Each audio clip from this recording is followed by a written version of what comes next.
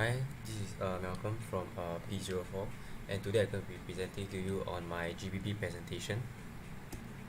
Firstly, we're going to start with the genre, and my first game that I'm going to present on is actually Garena Contra, which is Return. Well, this genre is an arcade game, run and gun shoot 'em style type of game. Um, it's been very successful. Its success has been shown due to Tencent did point out to this title as being the front runner for mobile revenues, growing 84% to 2.75 billion in quarter 3 of last year, which is in 2017. This title is also a regular top 40 grosser on the China App Store, often peaking inside the top 10. And actually, it's been shown too when it was released in Singapore, when it topped the App Store in the Singapore market. The unique selling point about this game is actually that it's actually very different from other shooters, like when they're playing in this type of platform style. Even though it's in 2D, you're actually able to kind of like shoot in different directions and not just shooting in a straight direction, like where you're going to. And then weapon upgrades are available too, which makes it much more fun and much more interesting and very different, very like how to say, very different from other games, which only allows you to like buy new weapons or like you have to play to buy new weapon. But this one you can actually get to upgrade weapons in game too. It actually employs many playing perspective for the game. Sometimes you're playing in the pseudo perspective, or sometimes you'll be playing in 3D perspective, or sometimes in 2D perspective. So there's very variety of perspective levels perspective in this game. And lastly because it's free to play, which is pretty good. Well, its target audience are actually rated 12 and above due to the violence that are portrayed in this game. Well, and I think also most probably we're trying to attract those audience who are 30 to 50 years old who actually played the original Contra game when they were younger and wanted to relive that a sense of nostalgia when they were younger. Next game I'm going to talk about is PUBG Mobile. Well, this game is actually it can be either be played in a first person or third person perspective, and it's actually a multiplayer battle royale game. And its successes has been shown as Tencent PUBG Mobile has actually brought in more than 30 million in revenue during the 4 months since its launch. And PUBG Mobile was very popular, hitting the App Store #1 download ranks in 92 countries, and 62 of them are from Google Play. And the 92 countries are actually from the App Store. The unique selling point is that its ability to choose to play it in first person or third person perspective. So it gives players freedom to choose whether they want to play either first person or third person, whichever they are more comfortable with. It's also free on mobile, which is very good because on PC and other platforms you actually have to pay for it. And it's actually pretty expensive, about $30. And to even play for free on mobile is a really big plus sign. I think another unique selling point actually is realistic battles and warfare. Well, compared to other games, in my opinion, I feel that this realistic battles and warfare in this game is actually way better. It's actually more realistic, and I prefer that type of gameplay. It actually applies a very, able to apply common sense stuff very easily to this game, and you're able to learn this game very easily. And also another good unique selling point from its counterparts, it actually has various maps to choose from.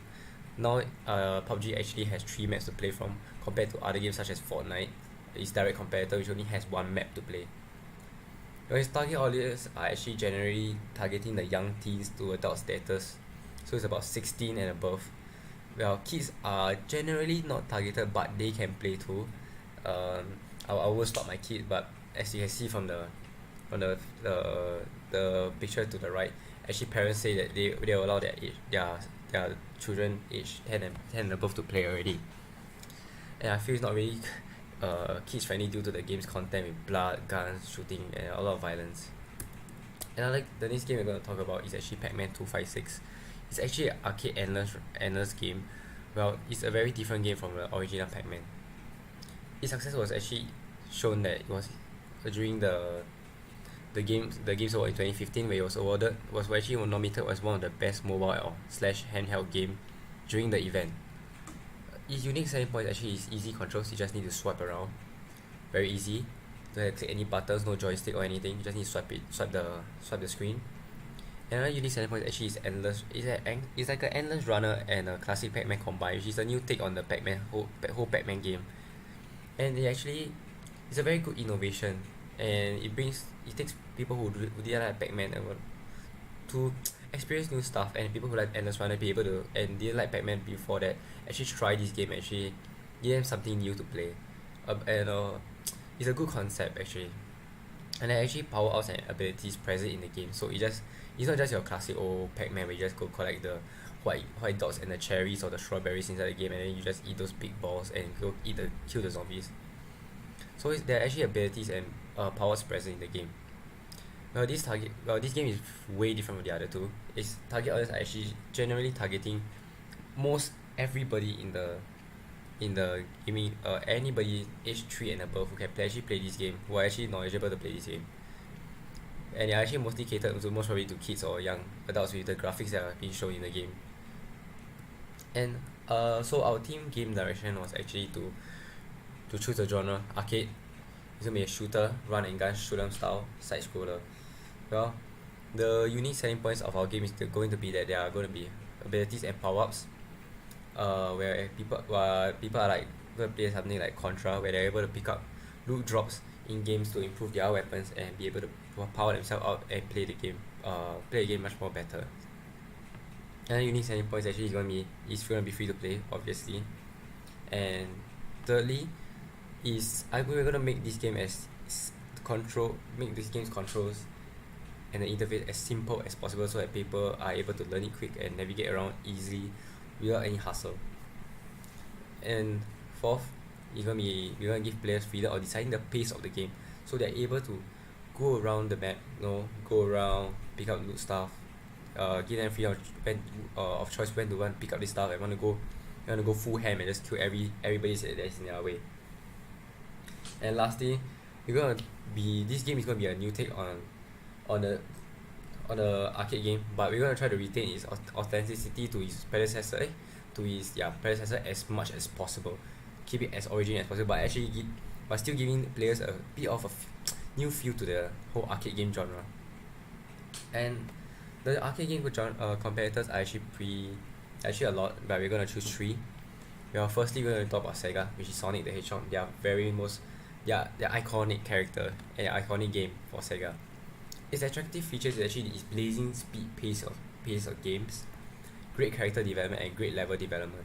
I feel that their blazing speed pace of games are very fast, and forces player who play Sonic actually must have to go fast. You can't actually slow down in this game, and people who slow down are actually gonna lose out a lot. And I think the character development is pretty good from Sega too, because Sonic the Hedgehog game has a lot of various characters such as Knuckles. And it has great level development, they are able to create many different various levels in their game. But they have their good features, they actually have their bad too. Well, they have very underlying graphics, audio and sound. So, things may not look as very modernized, sound very good in this game from games from Sega. And their camera pannings are actually very bad. As our second competitor is going to be Nintendo, and their most iconic game is actually Super Mario Bros. Attractive features are going to be easy controls and interface, just jump, run forward. I mean, there's nothing much else you can do. And after that, great level development, great abilities and powers concept, such as the mushroom growing bigger. Like, who actually thinks of that? Then you're able to pick up like sunflowers used to allow you to throw fireballs, and the level development is actually pretty great. It will create many levels, have various levels of very competitive, and retaining its pace of game throughout the game. And the lacking features are from Nintendo are actually the story are not well developed, because just showing Mario trying to save Pete from Bowser, the main enemy in the game. Yeah, and actually for Super Mario Bros, it actually gets too challenging, and it also gets too repetitive at the same time in the game. And the third and last competitor is going to be Namco, which created Pac-Man, their most iconic game. And their attractive features actually includes easy controls, just need up and down, just need a joystick. Simple and great game concept. You just go pick up grapes, eat enemies, pick up cherries to progress to next levels, and actually earn points too to beat the high scores. And the pace increases as you progress. It's not because of how many, the level will still stay the same. just that the monsters, the AI are getting better and better and improves every single time you finish a stage. And that's what makes this game actually much more attractive, even though it's repetitive. Lacking features, yes, I mentioned it, repetitive levels and gameplay, yes. You always keep playing the same map, and that's all. You're just gonna keep seeing the same screen over and over again.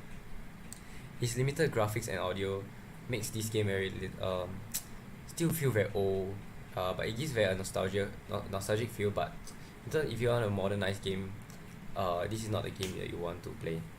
And very little level development, because actually there's only one level in this game. You're just going to keep playing it over and over again, trying to complete the same level over and over again to beat your high score, increase your high score. Now for production planning, we come up with this production plan. We already planned out all of the items that we need to create for this game till the end, where we finalize our product and debugging and testing. So we're just gonna follow this Gantt chart very strictly. Be on schedule every time. Well, we want to complete this game actually by hopefully by week 11 or 10, so that we're able to do our debugging and testing and make sure this game is playable and be able to be published be submitted to be published to the publishers and publish the game. So that's all from me. Thank you.